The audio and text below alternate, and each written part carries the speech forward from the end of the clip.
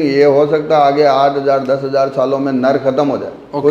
कुदरत से ये छोटा हो रहा है। जो जिनकी आंखें आगे है ये मारने वाले, शेर हुआ, कुत्ता हुआ, और ये अपने को उसी तरीके से देखते हैं। कहीं कहना ना, प्रीडेटर्स। अच्छा, we are like for them we are predators. घोड़ा आपको पहले नज़र से देखेगा ये शेर है, खाएगा मेरे को। अब आपके विश्वास से, बोली से, खिलाने से, जाति अलग है। ये वो भागने वाला है, ये खाने वाला है। तो खाने वाले को प्रूव करने पड़ेगा कि नहीं मेरा तेरा दोस्त तू भाग मत। उसको शांति दिलानी जरूरी है। तो 10 में 3 ही अच्छे मिलेंगे, तो 3 के लेवाड़ तो है, 6 का क्या करेंगे? तो वो समझ भी आपको चाहिए कि भाई मैं बार कहाँ करूँगा, ये कहाँ इसकी ज़िंदगी निकालेगा। ब्रीड तो करना इजी है, पर टाइप अच्छा आना।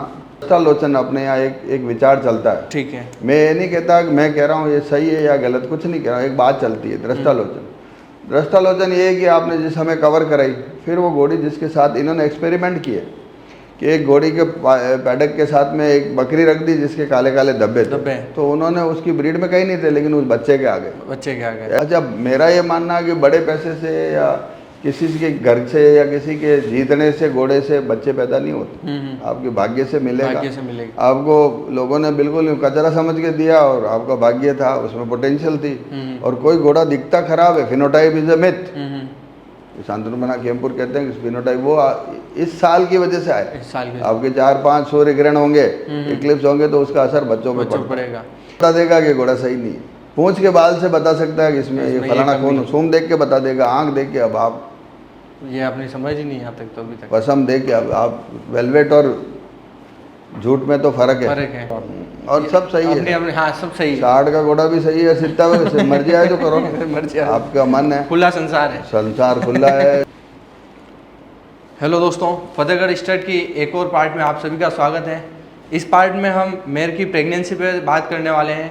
तो इसके लिए मैं सबसे पहले एक बार फिर से वेलकम करता हूँ आनंद सिंह जी केलवा हुगम और अपने राजवर्धन बनागा।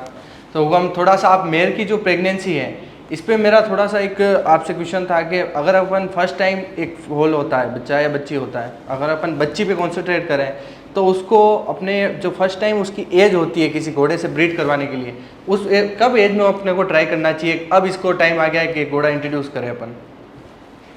देखिए क्या होता है कि बच्ची अगर रख रखाव की बात करें तो आपको रोज ही ध्यान रखना है। बिल्कुल। मैं आपको एक जो दहेज वाली जो प्रथा है ना, सबसे बड़ा दहेज जब बच्ची पैदा होती है उसके अंदर छोटे ओवरी के अंदर एग्स होते हैं। जितने नंबर के एग्स होंगे वही मैच्योर होते हैं। नया एग बच्ची बनाती नहीं है। ठीक है। माँ अपने दहेज के रूप में अंडे तैयार करके उसकी ओवरी में रखती है, और ये करीब 15-16 महीने की होती है बच्ची, तब से ये हीट में आने लग जाते हैं। इमेच्योर, मैच्योर, छोटा इसका साइकिल ये पकड़ने लग जाते हैं। ठीक है। तो कहते ये है कि जो बढ़िया अंडे हैं वो पहले आते हैं।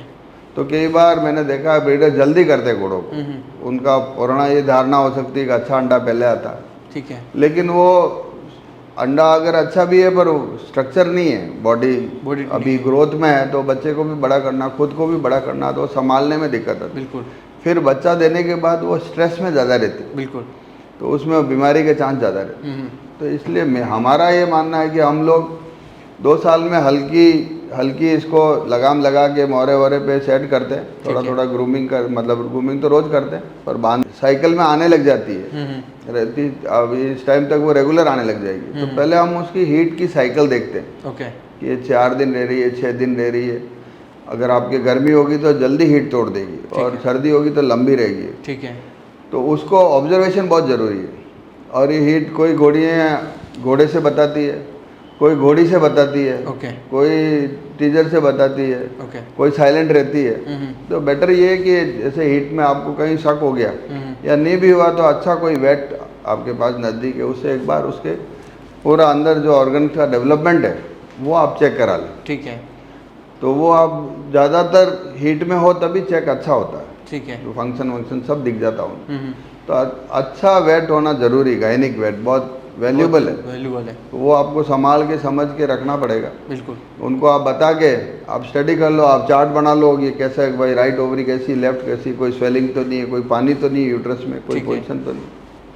अगर क्लीन है और एक बार राइट से आता है एक बार लेफ्ट से आता है, कई बार दोनों में भी अंडा हो सकता है। ओके। तो वो फॉलिकल आपके वेट चेक कर लेंगे।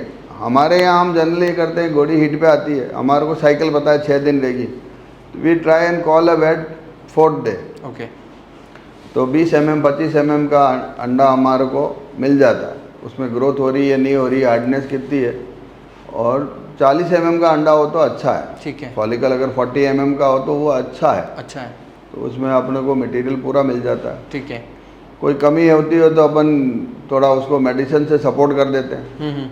हम लोग घोड़ियों को मेथी है, ये अजमा है, ओके। ये चीज़ें प्रेगनेंसी के बाद में डिलीवरी के टाइम पे देते हैं। मेथी तो हम साल भर 3-4 महीने देते हैं साल में। ओके। उनसे इनका ब्लड भी प्योरीफाइड रहता है और ये बच्चे अच्छे देती है। ओके। तो फिर मेट करा देते हैं। मेटिंग में ये होता है जनरली कि अगर आप घोड़े और घोड़ी की उम्र में 3-4 साल का फ़र्क रखें। ओके। नई बच्चियों को नया बच्चा दे। ओके, नई घोड़ी को नया बच्चा दें। हाँ, और पुरानी घोड़ियों को पुराना घोड़ा दे। मतलब अगर 3 साल जनरेशनल गैप कहते हैं ना, वो नहीं आता, पर कराते हैं। फिर आपके भाग्य में होता है जैसा मिलता है। और घोड़े को आप बहुत ध्यान से देखिए, घोड़ा बहुत बड़ा कैरियर है बीमारी का। ओके। घोड़े में आप बहुत ज़्यादा परहेज करेंगे। ये घोड़ियाँ दूसरी इधर उधर कवर होती है, उसके अंदर बहुत ख़राब मसाला है। You have to be very clean. तो हम टेस्ट तो क्या करा सकते हैं, जो कराते हैं। ठीक है। लेकिन ऐसा चूज़ करते हैं कि जिसके यहाँ घोड़ियाँ कम जाती हो या अपने टाइप का घोड़ा मिल जाए, वहाँ भेजो। हम लोग तो जनरली स्टैलियन खुद का यूज़ करते हैं। ओके। और बाहर बीमारी की वजह से करते नहीं, तो 50% चांसेस है उनमें कोई बीमारी नहीं रहती। फिर आपको अगर टीज़र है आपके पास, तो घोड़ी को टीज करेगा तो वो एक मीटिंग के टाइम पे जो होता है ना, बांधना करना, घबराहट, वो घबराहट टीजर निकाल देता है, तो खड़ा रहता है। और अगर बच्ची आपकी नई है, फर्स्ट टाइम है, तो घोड़ा ऐसा यूज़ करे जिसने कुछ घोड़ियाँ कवर कर रखी हो। ओके। और घोड़ा नया है तो ऐसी बच्ची यूज़ करें या घोड़ी यूज़ करें जो कि ऑलरेडी बच्चे दे चुकी है, तो उनको एक अंदाज रहता है, तो लगने के चांसेस, बिगड़ने के चांसेस कम रहते हैं। ये कभी इनके साइकोलॉजी में भी फ़र्क आता है? फर्स्ट टाइम अगर अपन कोई फीमेल जैसे मेल से इंट्रोड्यूस होती है, तो कभी एकदम इनकी साइकोलॉजी में फ़र्क आ जाता है क्या? देखो, मैंने ये देखा है कि जो रेजिडेंट हॉर्सेस स्टैलियंस है, जो घोड़ियाँ स्टेबल में बैठती देखती है, उनको ये, और उसकी चॉइस है, जैसे आप वो अपन समझ नहीं सकते, उसको बारीकी से समझना पड़ेगा कि आज आपके पास 3 स्टैलियन है, आप घोड़ी को ढाल दो, वो एक के पास जाएगी, एक दूसरे पास जाएगी, तीसरे पास, फिर घुमा के एक के पास चली जाएगी। तो दैट इज़ हर चॉइस। ऐसा कोई करता नहीं है। और उसमें कभी गलत भी हो सकता है, वो हाँ हूँ करे तो आगे चलेगी, पर अगर आप माइन्यूटली ऑब्जर्व करोगे तो उसकी खुद की चॉइस तो होती है। अच्छा। अगर उससे चलो, पर वो आपके ब्रीड में उसका भाई होगा तो आपके बैठता नहीं, कई चीज़ें हैं। बिल्कुल। तो ब्रीडिंग में तो जो घोड़ा, और अगर आपके स्टेबल्स में स्टैलियंस हैं और उसमें ऐसा भी कहता है कि मल्टीपल स्टैलियन है, तो वापस दिक्कत है घोड़ियों को। ओके। क्योंकि नर अक्सर दूसरे घोड़ों के बच्चों को मार देते हैं वाइल्ड में। ओके। आप देखोगे बच्चा हुआ दूसरे नर का, तो घोड़ा जल्दी खत्म कर देगा। खत्म हो जाएगी तो हिट पे आएगी, वो भी उसके लालच रहता है। ओके। तो मल्टीपल स्टैलियन है, तो घोड़ियों को जो हर्ड में या मिलती जुलती रहती है, या घोड़े कोई बहुत कम है साथ रहते हैं, तो उनको खतरा रहता है ये मारेगा। ओके। तो घबराहट रहती है। अच्छा। तो आपको अगर एक सिंगल स्टैलियन 2 3 4 5 मैच हो, या एक लॉट यहाँ बना दिया, स्टेबल थोड़े दूर रह गए, दिखते मिलते नहीं है, बिल्कुल, तो आपको फायदा होगा। तो अब आप क्या विजन रख के आप ब्रीडिंग करवाते हैं? हमारे यहाँ देखो, बेसिकली आप मुझे देखेंगे तो जो ट्रू टाइप घोड़ियाँ हैं आपकी जालोर की, वही घोड़ियाँ हमारे पास है। ओके। उसमें हमने 2 तरीके के घोड़े यूज़ करते हैं हम। एक तो जो पैलेस ब्रेड घोड़ियाँ हैं, पैलेस ब्रेड से हमारे पास पैलेस की कोई बच्ची नहीं है। ओके। उन स्टैलियंस के बच्चे हैं जो कि हमारे पास घोड़ियाँ थी, उन्हीं के बच्चे हैं। उन बच्चों को हम, या उन्हीं के बच्चों को हम यूज़ करते हैं। ठीक है। उन मेयर्स पे। या फिर हमारे पास जैसे राजनगीना है, तो इसको आप दिलबाग का प्रोड्यूस मान लो, उसको यूज़ करें। कभी आप ऐसे समझो तो फतेह स्टड में 2 सर्विसिंग स्टैलियंस है। नगीना है, वो दिलबाग प्रोजेनी मेल साइड में देखो तो। बिल्कुल। और अगर इसको देखो रूप को, तो ये सिद्धराज का बेटा है, और सुंदर करके घोड़ी, उसका बच्चा वो मेरे यहीं ब्रीड हुआ। ओके। तो इन्हीं की जो बच्ची आ रही है, अब उनको नगीने वाली को सिद्धराज से, सिद्धराज वाली को नगीने से, फिर 3rd जनरेशन आ जाएगी। तो मैं अभी एक बच्चा और लेके आया। ओके। उसमें पेरेंटली तो वो वापस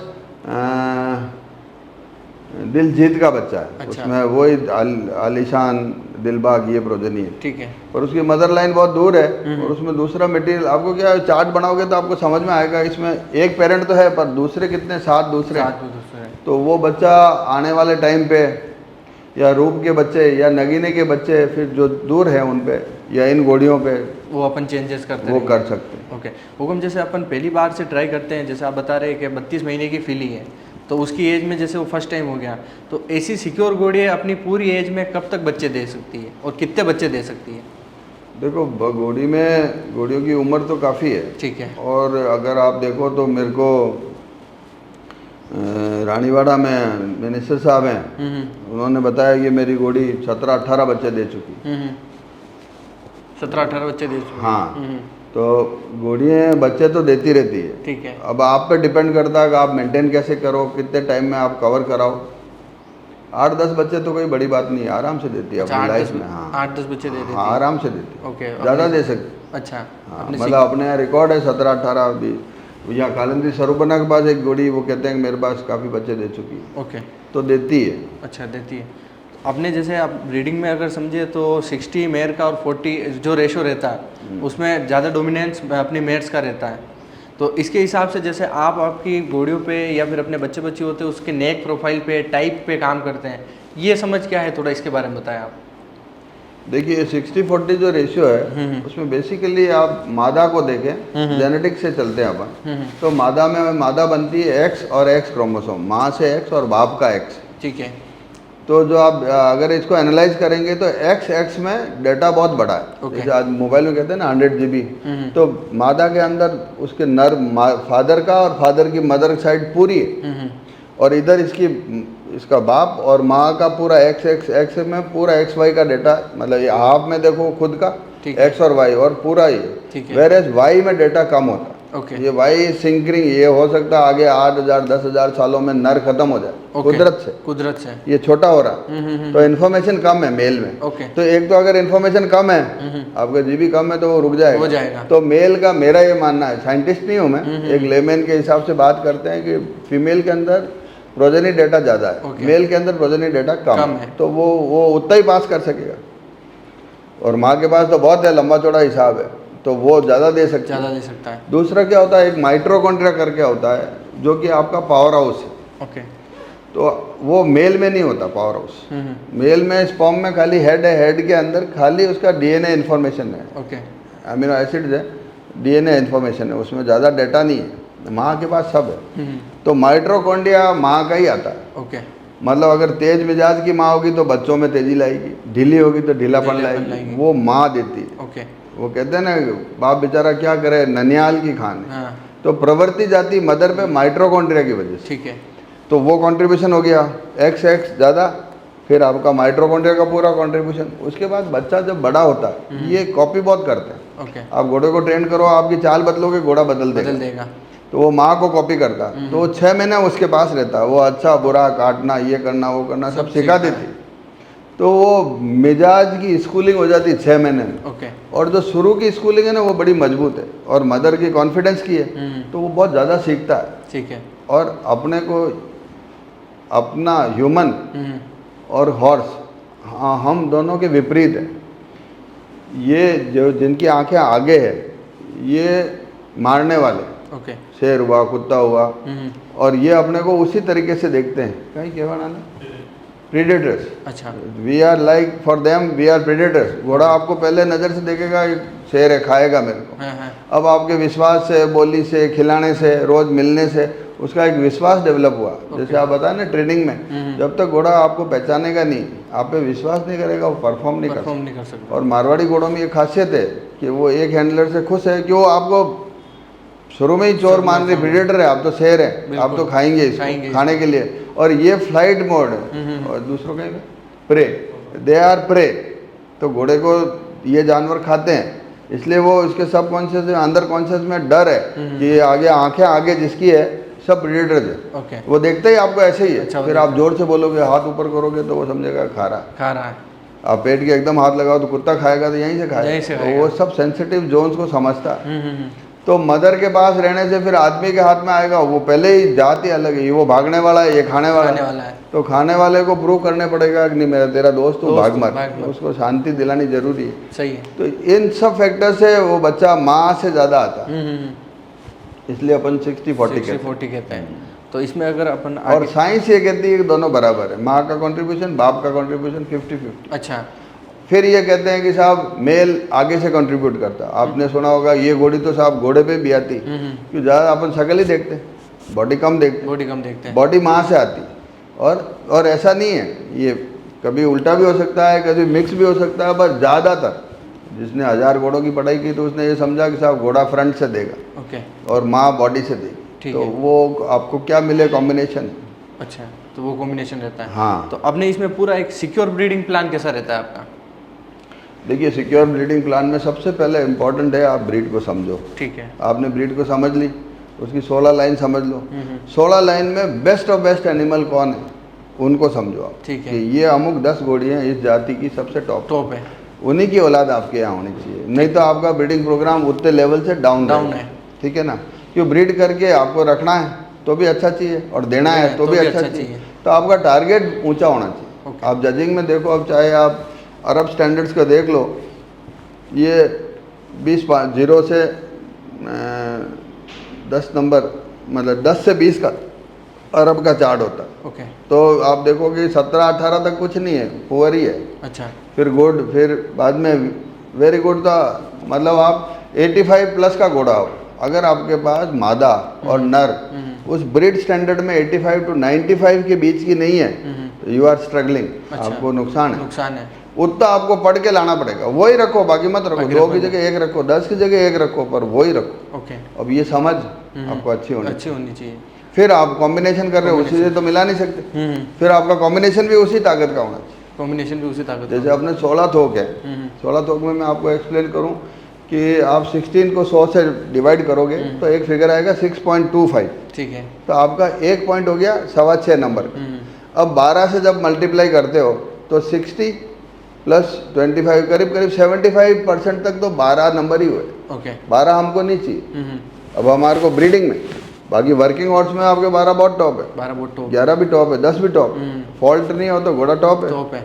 कान कोई देख नहीं रहा, कन्फर्मेशन अच्छा हो, शकल सूरत लंबा मुंह हो तो ही चलेगा, कान ऐसे थोड़ा सा दूर हो गया तो भी चलेगा।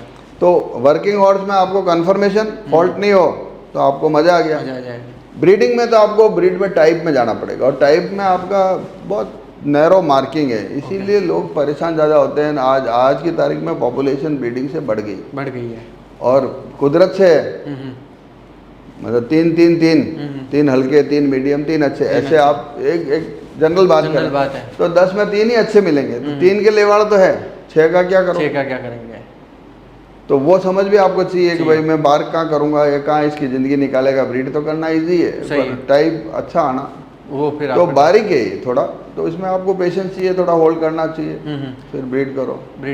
होल्डिंग पीरियड क्या रहता है एक बच्ची देने के बाद में मेयर्स का?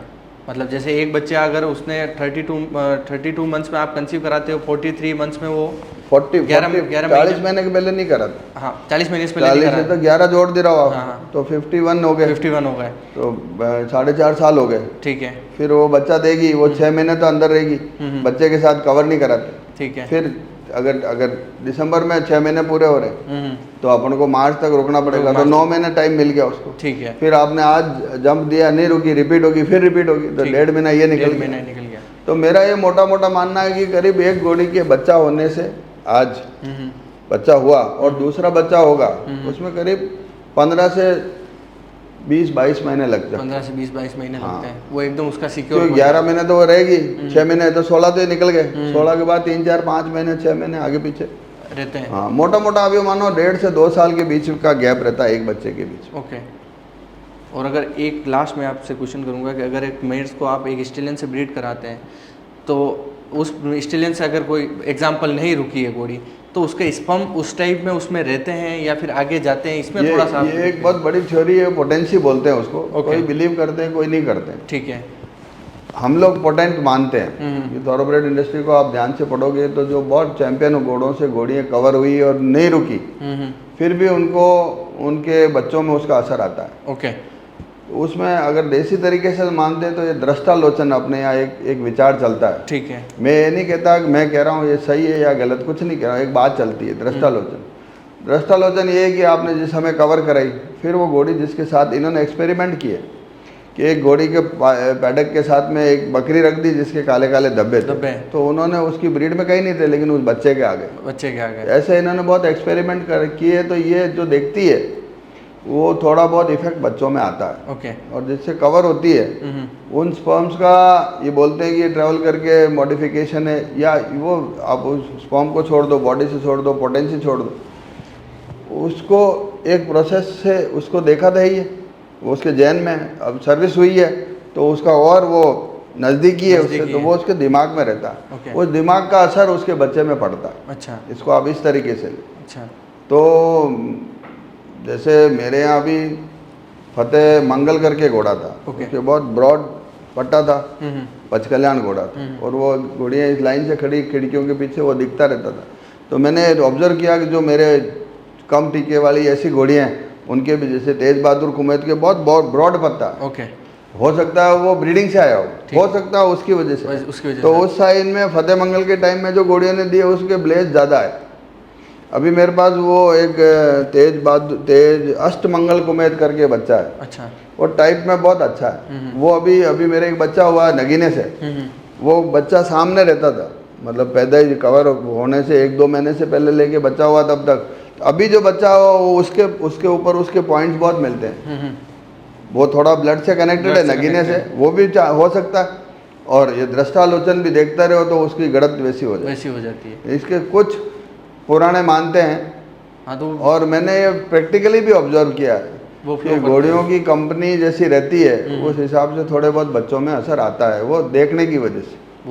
इसको अपने शास्त्रों में दृष्टालोचन बोलते हैं कि आपकी दृष्टि का इफेक्ट है। वो आप जैसे मान लो ब्रेन गेम है ये, बिल्कुल, कि दिमाग देखता है हरा ही हरा तो उसका इफेक्ट बढ़ जाता है। वैसा है, वैसा हो सकता है। हाँ, वो फ्लो कर सकता है। प्रैक्टिकल एकदम एग्जैक्ट। साइंस तो नहीं कहती, साइंस तो बोलती 50-50, ये मिला है काला सफेद तो हो गया है, आपका कॉम्बिनेशन हो गया। पर अपन नेचर को, अपन के ही शास्त्रों को के 19-20 प्रैक्टिकल समझ मेरे को आप पूछो तो दृष्टालोचन का इफेक्ट अपने घर में मैंने देखा है। अब हो सकता है वो जेनेटिकली पीछे थ्रो करे, वैसा लिया है बड़ा पट्टा, वैसे कान लिया है। तो ये अपना पूरा ब्रीडिंग का एक मेयर्स के लिए अपना पूरा कॉम्बो रहता है। घोड़ियों में भी आप टाइम दो, 7-8-10 साल की घोड़ी होगी अच्छे बच्चे देगी। 7-8-10 साल का घोड़ा होगा अच्छा बच्चा देगा। आपका खुद का स्टैलियन रखो, खुद की अच्छी जो टाइप में जो ओरिजिनल घोड़ियाँ हैं उनको सिलेक्शन करो। Selection is everything. आपने सिलेक्शन राइट कर लिया आप जीत गए, आपने सिलेक्शन गलत कर लिया आप 50% फंस गए, आपके हाथ का ही खराब कर दिया। अब आप कैसे सुधारोगे? उसमें है कि आप राइट लोगों से मिलो। अच्छा, मेरा ये मानना है कि बड़े पैसे से या किसी के घर से या किसी के जीतने से घोड़े से बच्चे पैदा नहीं होते। आपके भाग्य से मिलेगा।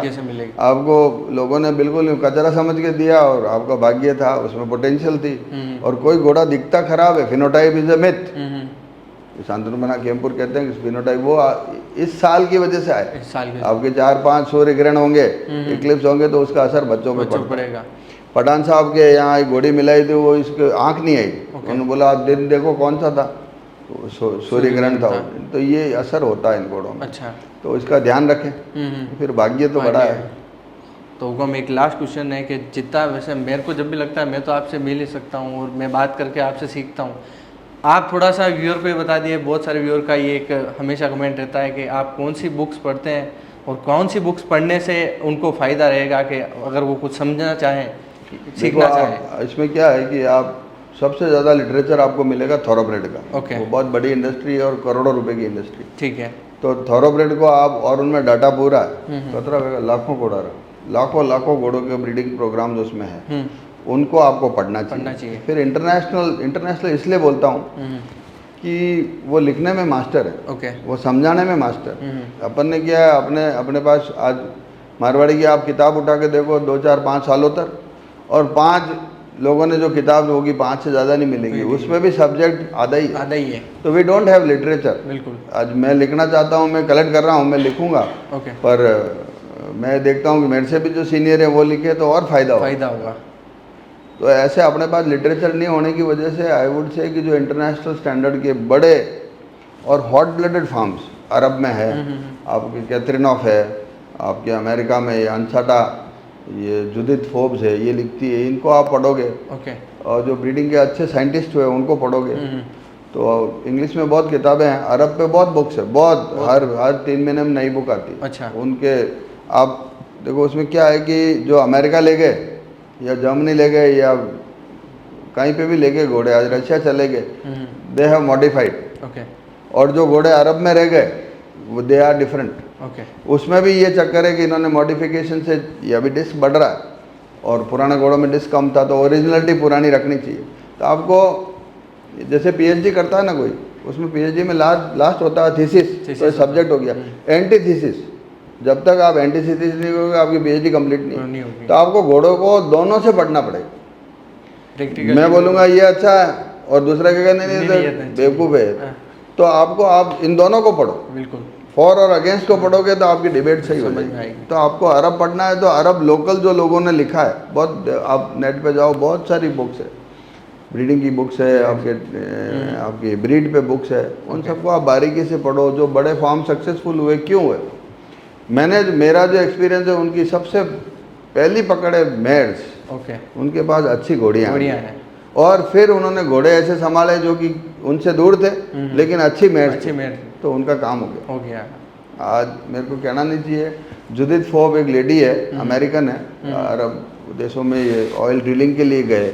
उन्होंने बेसिक गवर्नमेंट फार्म से घोड़ियाँ खरीदी और एक घोड़ा खरीदा और आज कंट्री सबको वो पढ़ाती है। मिडवेस्ट फार्म्स है, ऐसे बड़े बड़े फार्म्स है, बहुत एक्सपर्ट है, आप उनको पढ़ो, बहुत मसाला है। अच्छा। फिर अपने देसी लोगों से मिलो, इनको जो ओरिजिनलिटी का पता है वो आप इनसे सीखोगे। ब्रीड की ओरिजिनलिटी क्या होती है वो पसम देख के, बाल देख के बता देगा कि घोड़ा सही नहीं है, पूंछ के बाल से बता सकता है कि इसमें ये फलाना कौन, सूम देख के बता देगा, आंख देख के। अब आप ये आपने समझ ही नहीं यहाँ तक, तो अभी तक पसम देख के अब आप वेलवेट और झूठ में तो फर्क है, तो वो आपको पता चलना चाहिए कि भाई जो रिचनेस है वो कहाँ है।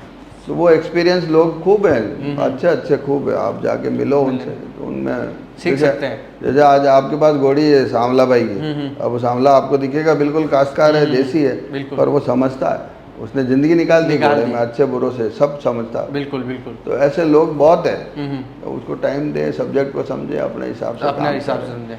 आपको ब्रीड करना टाइप में आपकी पसंद है, आपको धंधे के लिए चाहिए वो ब्रीड करो, आपको परफॉर्मेंस ब्रीडिंग करनी है वो ब्रीड करो आप, और सब सही है। हाँ, सब सही है। 60 का घोड़ा भी सही है, 70 में मर्जी आए तो करो, मर्जी आपका मन है, खुला संसार है, संसार खुला है सब।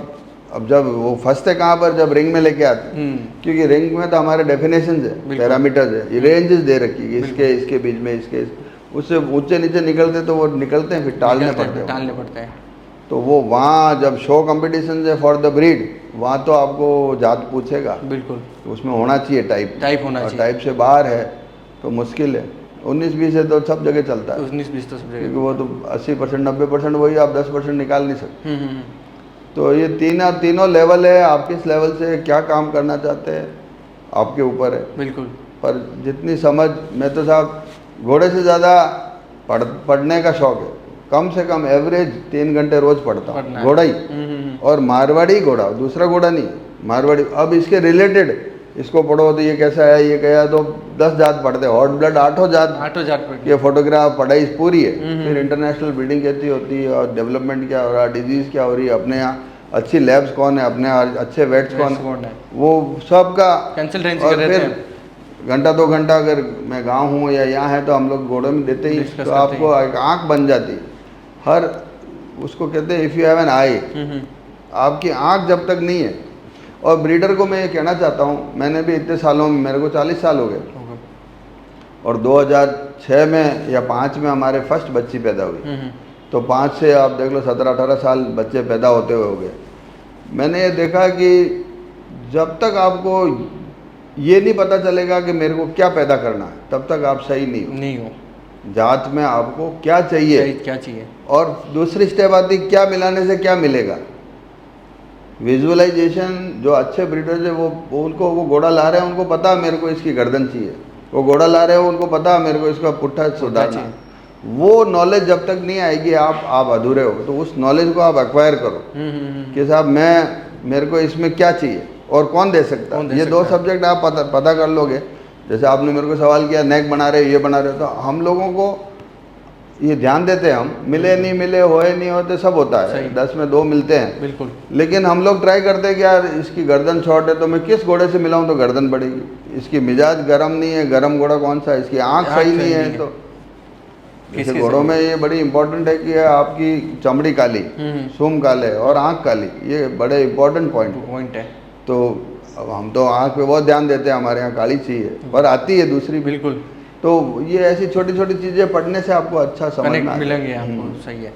तो हुकम सबसे आपको मैं थैंक यू कहना चाहूँगा क्योंकि आपने इतना वैल्यूएबल सेशन दिया मेरे को, क्योंकि ये चीज़ें क्या है कि ऐसे ही अब आपने कितनी रिसर्च करी है वो मैं जानता ही हूँ, पर शौक है पढ़ने का, पढ़ते रहते हैं। ठीक है, घोड़ों में भी जाते हैं ये शॉर्ट लिस्ट में, मतलब जैसे आप थीसिस कर लिए, वो जैसे आप पीएचडी कह रहे हैं ना, उतना पढ़ के, और ये 30 मिनट मतलब ये बहुत कीमती है मेरे लिए। नहीं ऐसा तो ये साथ के साथ मेरे से बहुत अच्छे समझदार लोग हैं जिन्होंने बहुत काम किया हुआ। मेरे यहाँ तो आप देखो 1 2 तीसरी पीढ़ी अभी आ रही है। अब मेरे लिए बहुत सिलेक्शन बहुत टाइट रहेगा कौन सा, क्योंकि वो रिश्तेदारी मिलती है तो आपको दूर जाना पड़ेगा। लेकिन जिन्होंने 7 7 8 8 10 ऐसे लोग बहुत हैं। अब हमारे जनरेशन से इसी की औलाद चल रही है, उनको मिलाने में समझ है। अब समझ है। उन्होंने कभी बाजार नहीं देखा कि यार इसी से मिलाएंगे तो पैसा मिलेगा, तब उनको दिक्कत नहीं है। और आप इसी से तो क्या फंस जाओगे, 2 तीसरे में फंस गए, ज़्यादा आगे जाने की जरूरत ही नहीं है। तो ये वाली बात है। तो थैंक यू हुकम आपका कीमती समय देने के लिए। बहुत धन्यवाद। किसी को मेरा कहा हुआ अच्छा लगे बुरा लगे तो माफ़ी चाहता हूँ। वो आप ये कहे कि बार मतलब यूँ मेरे को शर्मिंदा करना नहीं, आपको नहीं, ये तो देखो संसार में सब तरीके के लोग हैं। नहीं ये बिल्कुल उनके लिए ये कि भाई अच्छा लगे तो बढ़िया, बुरा लगे तो माफ़ी, ये तो जरूरी है, कड़छी चाहिए। ये लिमिटेड एडिशन के लिए संकुचित सोच का उसका कुछ नहीं कर सकते, साथ बोल देता हूँ। सब सही है, सब 5 उंगलियां बराबर नहीं है। Thank you.